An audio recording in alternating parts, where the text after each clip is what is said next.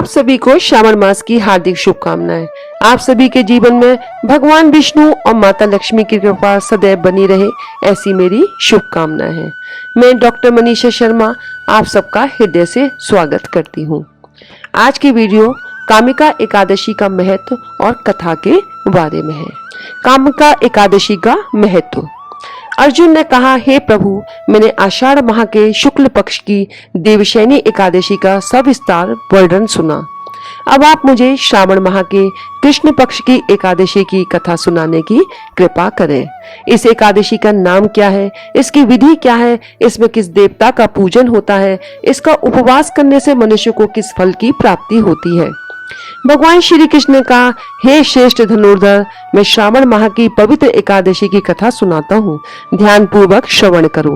एक बार इस एकादशी की पावन कथा को भीष्म पितामह ने लोकहित के लिए नारद जी से कहा था।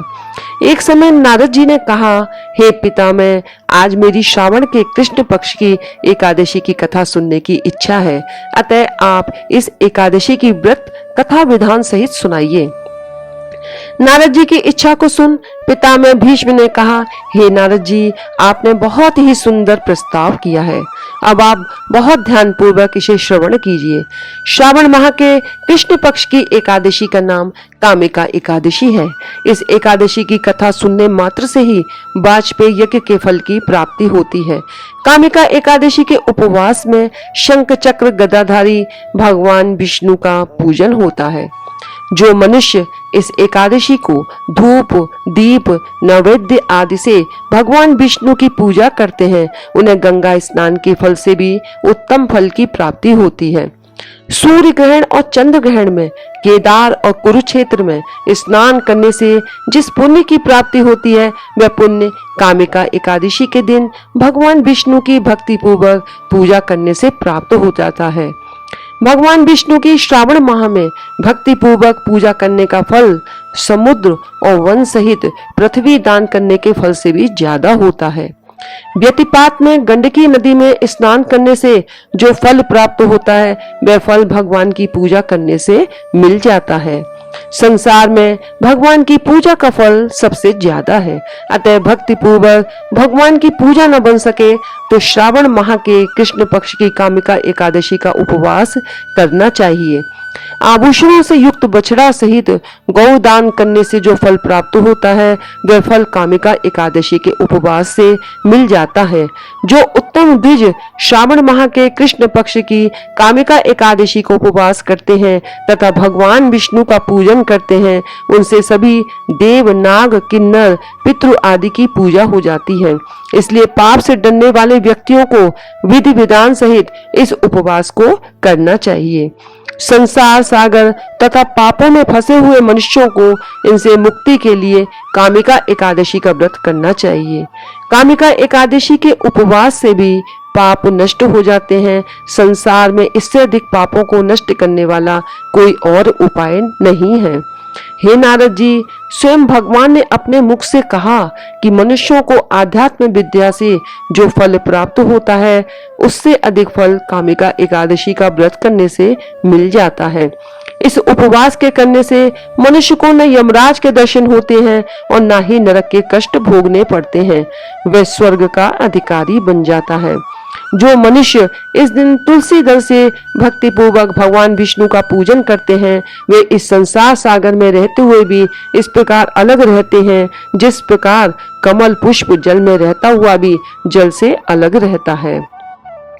तुलसी दल से भगवान श्री हरि का पूजन करने का फल एक बार स्वर्ण और 4 बार चांदी के दान के फल के बराबर है।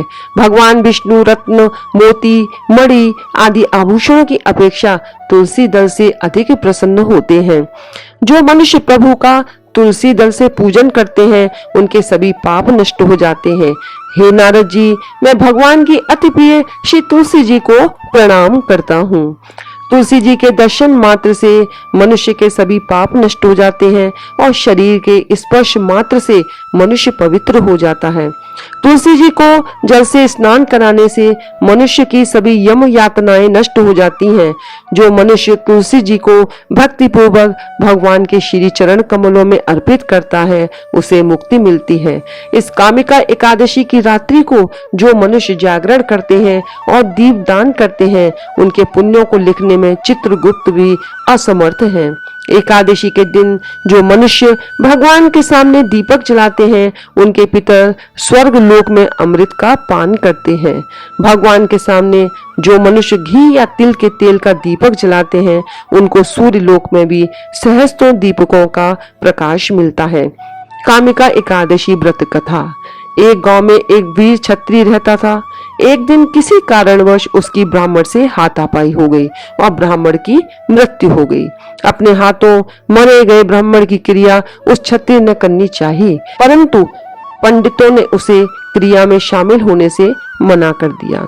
ब्राह्मणों ने बताया कि तुम पर ब्रह्म हत्या का दोष है, पहले प्रायश्चित कर इस पाप से मुक्त हो, तब हम तुम्हारे घर भोजन करेंगे।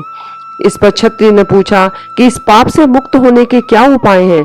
तब ब्राह्मणों ने बताया कि श्रावण माह के कृष्ण पक्ष की एकादशी को भक्ति भाव से भगवान श्रीधर का व्रत एवं पूजन कर ब्राह्मणों को भोजन करा के सदक्षिणा के साथ आशीर्वाद प्राप्त करने से इस पाप से मुक्ति मिलेगी। पंडितों के बताए हुए तरीके पर व्रत कराने वाली रात में भगवान श्रीधर ने क्षत्रिय को दर्शन देकर कहा कि तुम्हें ब्रह्म हत्या के पाप से मुक्ति मिल गई है। इस व्रत के करने से ब्रह्म हत्या आदि के सभी पाप नष्ट हो जाते हैं और इही लोक में सुख भोग कर प्राणी अंत में विष्णु लोक को जाते हैं। इस कामिका एकादशी के महात्म्य के श्रवण व पठन से मनुष्य को स्वर्गलोक प्राप्त होता है। बोलो लक्ष्मी नारायण भगवान की जय हो। इस कथा को सुनने के लिए धन्यवाद। इसी चैनल पर आपको कामिका एकादशी पूजा विधि और व्रत कैसे रखें विषय पर अलग से वीडियो मिल जाएगी, उस वीडियो को जरूर देखें। बोलो भगवान विष्णु की जय हो।